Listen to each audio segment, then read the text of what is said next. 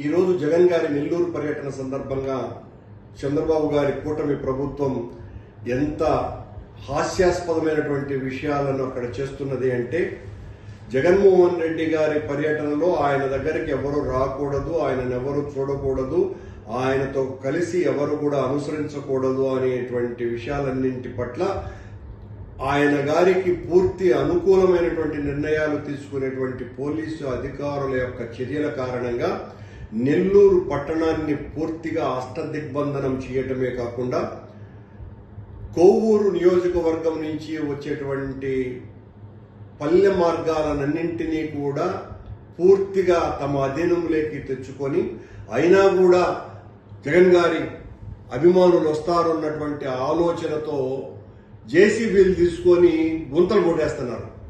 ఈ గుంతలు కూడా ఆ రోజు చంద్రబాబు నాయుడు గారు 1999-2004 మధ్యన ఆయన పరిపాలించినటువంటి కాలంలో ఇంకుడు గుంతలు తవ్వినట్టుగా పోలీసు వాళ్ళు ఈ కొవ్వూరు నియోజకవర్గంలో అనేక చోట్ల ఆ రహదారులలో ఎవరు కూడా రాకుండా ఇంకుడు గుంతలు లాగా ఆ జేసీబీలతో కొట్టేస్తున్నారు. ఆశ్చర్యం, ఇది ఎంత దారుణమైనటువంటి విషయం. రోడ్లను వేయాల్సినటువంటి వాళ్లే రోడ్లు లేకుండా చేయటం. ఆ మార్గంలో కేవలం రాజశేఖర రెడ్డి గారు, జగన్మోహన్ రెడ్డి గారి అభిమానులు మాత్రమే వస్తారా? మిగతా ఆ ప్రాంతాల నుంచి పట్టణానికి వచ్చేటువంటి ఎంతో మంది ప్రజలకి పూర్తి అసౌకర్యం కలిగించేటువంటి నిర్ణయం తీసుకొని దారి పొడుగున ఈ రకంగా అనేక ప్రాంతాలలో ఇంకుడు గుంతల్లాగా ఈ గుంతలు కొట్టడమే కాకుండా నెల్లూరు పట్టణంలో రహదారులు, ప్రధానమైనటువంటి రహదారులు, కాలనీలు అన్నింటి చోట్ల ముళ్ల కంచెలు వేయటం.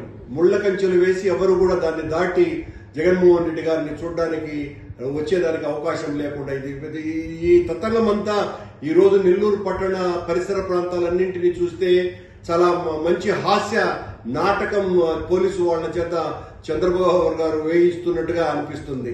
అత్యంత ప్రజాదరణ కలిగినటువంటి నాయకుడు ఒక ఆయన వస్తూ ఉంటే, ఆయన వచ్చే సందర్భంగా ఆయన వెనకాల ఎవరు రాకూడదు, ఆయనతో పాటు ఒక 10 మంది కూడా రాకూడదు, ప్రసన్న కుమార్ రెడ్డి ఇంటి దగ్గర 100 మంది కంటే మించి రాకూడదు అని 3 రోజులుగా అందరికీ నోటీసులు ఇస్తున్నారు, గృహ నిర్బంధాలు చేస్తున్నారు. ఇవన్నీ కూడా చేస్తున్నారు కదా.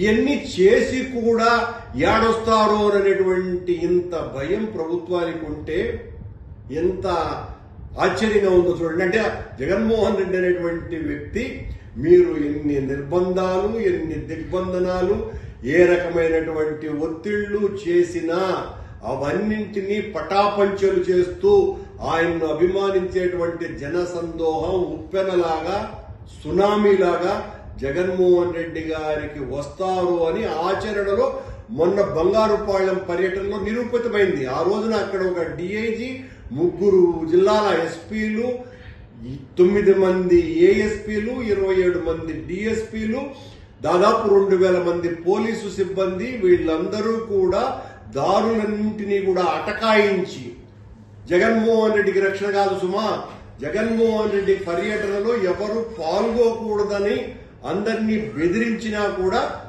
వేలాది మంది తరలి వచ్చినారు. ఈ రోజున నెల్లూరులో గుంతలు కొట్టినా, లేకపోతే నెల్లూరులో ముళ్ల కంచెలు వేసినా, అందరినీ లాఠీలతో తన్నించినా జగన్మోహన్ రెడ్డి గారి పర్యటన విజయవంతం కాకుండా ఆపటం అన్నది ఎవ్వరి శక్యము కాదు. చంద్రబాబు గారికి నేను ఒక సూచన, ఒకవేళ మీరు జగన్మోహన్ రెడ్డి గారి పర్యటనలో జనాన్ని చూసి భయపడి మీరు ఈ రకంగా చేసే పరిస్థితి ఉండటం బాధాకరమైనప్పటికీ కూడా దానికి ఒక సలహా ఏంటంటే, ఇప్పుడు ఆయన ఎక్కడైతే హెలికాప్టర్ దిగుతారో ఆ హెలికాప్టర్ కాడ ఒక పెద్ద గుంట తవ్వండి, ఆయన హెలికాప్టర్ రాకుండా చేసేయండి. అప్పుడు రారు, ఈ జనం నిరాశతో వెనక్కి వెళ్తారు. ఇంకా అది తప్ప జగన్మోహన్ రెడ్డి గారి హెలికాప్టర్ అక్కడ ఆగిందా, ఆ